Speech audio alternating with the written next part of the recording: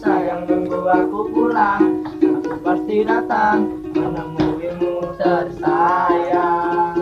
Ketika diri bertemu orang tuamu, bicara baik dari hati ke hati. Restuilah kami, doakanlah kami jadi pasangan abadi.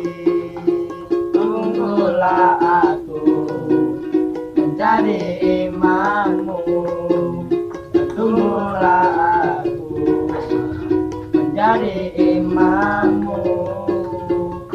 Dan akan ku lamar anakmu di tahun ini. Restui kami, doakan kami jadi pasangan abadi. Dan akan ku tanggung jawabi kebutuhannya, lahir batinnya, jiwa raganya, agar dia bahagia dulu.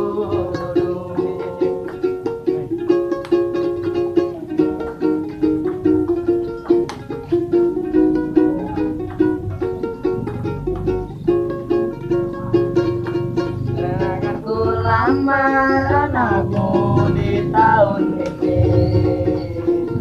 Restui kami, doakan kami jadi pasangan abadi.